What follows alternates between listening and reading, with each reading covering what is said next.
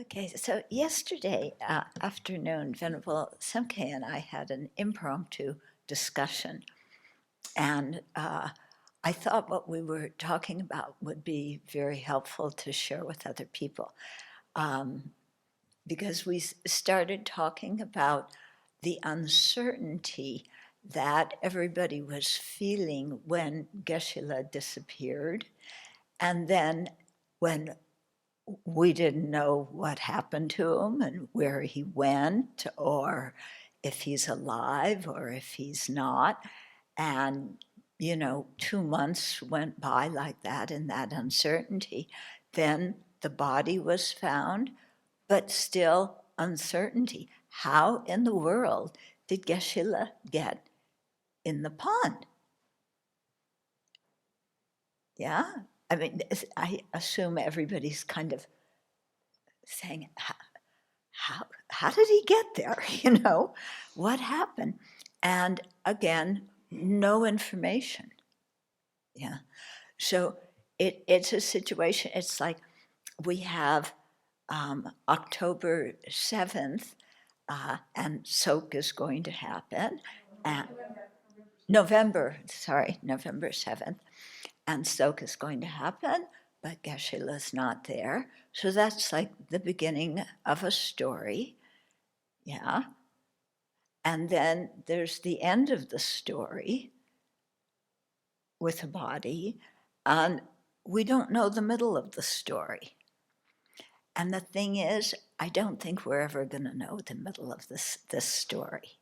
It's just, I don't know. I don't think anybody, Buddha knows, but I don't think that, we're going to find any satisfactory answers. So the thing is, okay, what I wanted to talk about is how do we deal with uncertainty? Because in watching how my own mind was processing this, there's the habit of when there's confusion in something in the world around me or whatever, or with some people, there's difficulties. Okay, I want to sit down and talk about it, understand what happened. Yeah, I may not agree, I may not like it, but I want to understand exactly what happened. And then my mind puts that in a little box called whatever the name of that event was or that problem. And I say, now I have closure. Yeah, this word, closure, that we find in the press a lot. People always want closure. We want a story that makes some sense to us, that will explain what we don't understand in some kind of way that will then make us feel secure. And I look at this wish in my mind for security, and the understanding of what happened brings the security. The closure, this is the box of the problem, I have the answer now, whether I like it or not, sealed it, put it on the shelf with all the other boxes of different things that have happened in my life, and say, now I have closure on that. Okay, that's the way the mind that grasps at permanence and self-centeredness and self-grasping ignorance. That's the way that mind works. Okay, actually, in samsara, there's no closure and there's no certainty. Yeah, and there's no story that can make sense to ignorant people who don't understand karma and don't have the clairvoyance to either know the states of other people's minds or to know the karma from so many different people and situations. that is ripening in that one little event, And so many times in my practice, I don't know if this happens to any of you, but I have to stop and say, what my mind is thinking, what I believe or what I want is totally unrelated to reality. Yeah?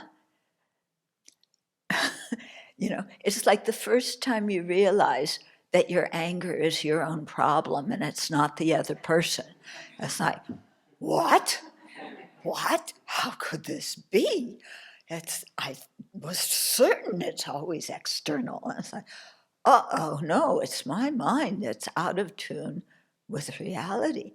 And here too, the craving for a secure story that I understand so that I can stop thinking about it and put it in a box. And how foolish that is, because that's not the way our life operates at all. Yeah, we're in the middle of massive impermanence. Yeah, that and we say, oh, everything's changing all the time. Can we just stop it for a while so I can catch up? It's changing too fast. I need some time to catch up. That's not, that you can't do that, because everything is in flux all the time, and we're creating karma all the time, and karma's ripening all the time, and we are ignorant beings. Yeah. So, to look in our own minds and see how we're going to deal with that grasping mind that wants closure. Okay. So that's one tidy conclusion. Our minds are out of touch with reality. Okay, yeah. So we got that point straight. Yeah, it's clear. It's in our little box. We understand that. Okay, for the time being. But so how is this going to work? How are we going to develop peace in our mind about what happened? Okay, in the absence of any verifiable story. What is the one thing that we know? Yeah. Yeah. Okay. The one thing in this big mess that I know is I want to send Geshe-la off with my appreciation and my love and my confidence. Yeah. I really don't know anything else. Yeah. But I know what I want to do in relationship to this situation. Yeah. And what I want to do is, and I do this whenever somebody dies or, cuts off a relationship or whatever. You send them away with your love and your good wishes and your prayers that what they encounter next in their life, will bring them closer to the Dharma, will help them progress along the path, will encourage their bodhicitta, will bring them Dharma happiness. We know that's what we want for the other people.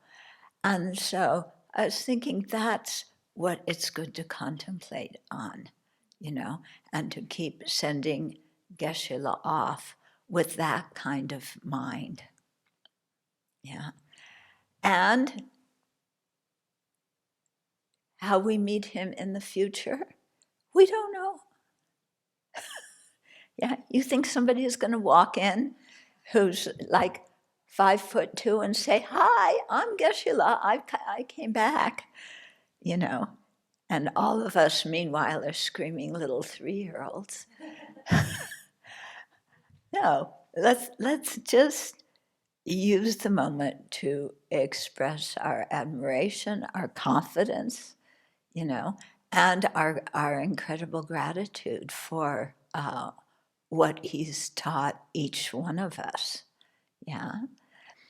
And another thing that I've realized, because a number of my teachers have passed away, is that I don't really begin to understand what they've been telling me until years after they're gone. You hear the teachings, you listen to the teachings, you take it in, you study, you meditate, you do your best to process everything, yeah? And you think you're getting it. And then time goes by, and some small thing happens in your life, and you go, that's what Lama meant. That's what His Holiness meant. And you realize that, you've heard something so many times, but it's never really clicked. And it takes years for things to click. Yeah. But what's happening is that person had, our teacher had a very profound effect on our life.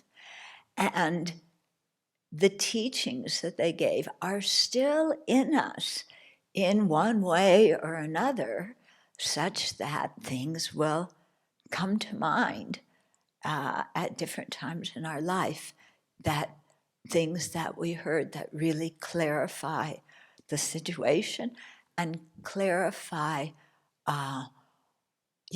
what a proper view of a situation is, what is a compassionate way to handle the situation, So, that is still happening in us, somebody said Geshe-la is still teaching us.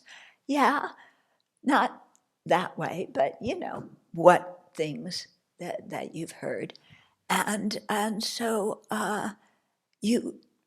that appreciation still continues. Yeah. And you have that for the rest of your life and the rest of many lives to come. Yeah. So the idea is to really use it and to go forward on the path, because that's what we know will help. Yeah. You might be tempted, I'm thinking, has anybody gone around the pond and looked and seen if there's any footprints where people slipped? Is that what happened? Yeah, you've done that. Yeah, you've done that. So, yeah, it's a normal thing. But that's not really going to help us, is it? Getting in touch with our appreciation and our care for him and sending him on to whoever it is he's going to benefit, in his next life, sending that on with love.